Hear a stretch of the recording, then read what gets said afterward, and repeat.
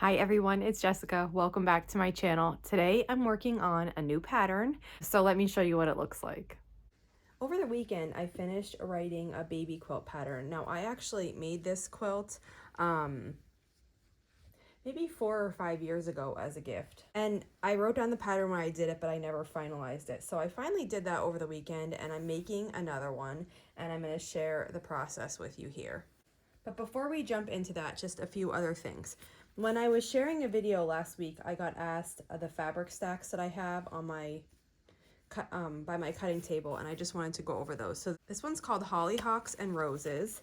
It's by Bunny Hill, designs from Moda. It's relatively new, so this is one of them.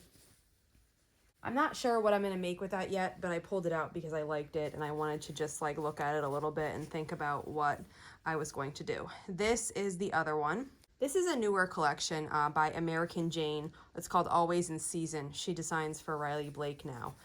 So this is hers. And I pulled this out because I thought that perhaps I would make some heart blocks with this for that applique heart project I showed. And I haven't done it yet, but I think that's what I'm going to use it for. I'm not quite sure. And then there are some sacks here, and these are just like a mix of fabrics that I pulled out. This wasn't here before. I'm already thinking about St. Patrick's Day placemats. But these other ones are from Minky Kim, and also this one's called Chloe by Rachel Erickson. I pulled this out to make some tote bags with. So that's what those are. I don't even think those were there the other day though. I'm not sure. I know the Hollyhocks and Roses was there, and I know the Always in Season bundle was there. So I hope that answers the question to the people who ask that. Now, the quilt that we're going to make now is relatively simple. My kitty's taking a nap on my notebook here, but he keeps waking up and looking at me as I talk. So I'm going to start laying these pieces out. I'll go over how you make these foundation paper piece blocks, and then we can start assembling. We're going to make this unit now, and we need 8 of these total, 4 in this direction and 4 in the other direction. And the foundation paper piece templates, you can find them in this pattern. So the first thing I do is I just start with a piece that's roughly what we need. Pretend this is a square that I didn't cut off yet. I just want to show you. And then I take the piece and I fold it back to be roughly in line with the diagonal that's here on this pattern. And then I cut about 1/2 of an inch beyond that just to give myself some wiggle room. Then to get the colored portion, I do the same thing but kind of backwards. So I lay it on the bottom, and then I go and find that line again and I fold it like this. And then I cut about 1/2 of an inch from here. Now I have a piece that looks like this, which is roughly what I need for the white. And then I have a piece that looks like this, which is roughly the colored portion that I need from the bottom. And then you can see the fold still here in my white. That is what I'm using as a guide. I'm going about 1/4 inch past that. And then I'm not great with getting this to always be perfect, so I do a test flip. And if when I test flip it, everything is within the line, then I keep it. And this one actually looks pretty good. So I'm going to try to hold it in this position and have it not move on me. And then I'm going to flip it over and sew on the line. When I'm sewing here, I turn my stitch length down. I'm at like a 1.5. And I just sew on the line. I usually back stitch at the beginning and end of the whole thing. And then I'm left with a piece that looks like this. You can take this to your iron and press it, or since it's only like one little flap here, you can just finger press it and then flip it over and trim it. And you want to trim it 1/4 inch from the black line, which is the dotted line. So you're actually cutting on the dotted line here. And after you do that, this is what you're left with. And then you can just remove the paper and use this in your quilt.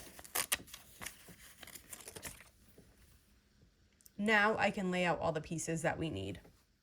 I've begun laying out this quilt, and you can see the pretty heart shape already, forming. Now the rest of it is just going to be filling in squares in the center. I have a variety of squares here, all pretty much in the same pink family, but different shades. And I'm just going to take my time and lay them out here. Probably rearrange them a little bit till I get it to look how I think it should look.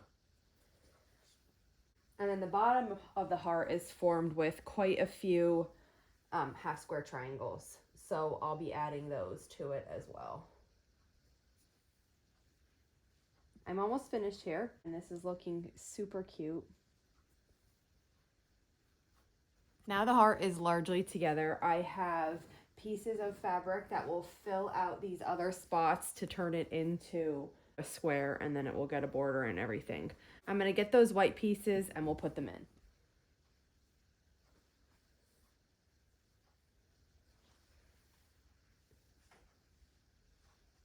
And now I'm just going to work row by row, sewing these together and then sewing all the rows together.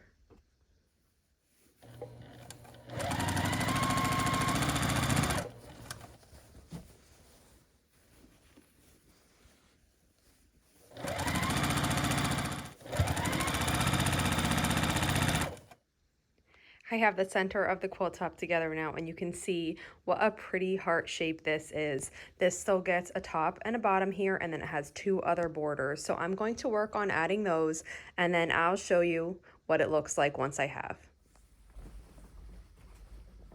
I finished piecing this top. It's looking really nice.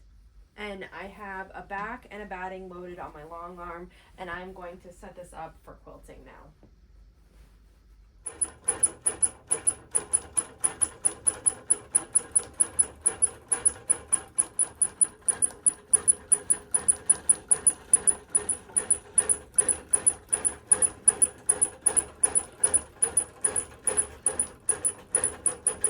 I just pulled this off the long arm and the quilting is finished and it looks really, really nice.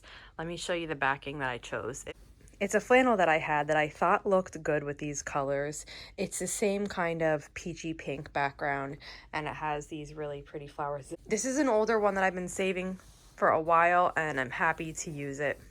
And again, it's a flannel, so it's going to make this baby quilt really cozy. I'm going to contemplate binding now, and I'm also contemplating adding some hand stitching to this as a decorative detail. So this is a good point to take a break for today. So that wraps it up for today. If you have any questions on this quilt, just let me know, and if not, I'll see you back here soon. Thanks for following along.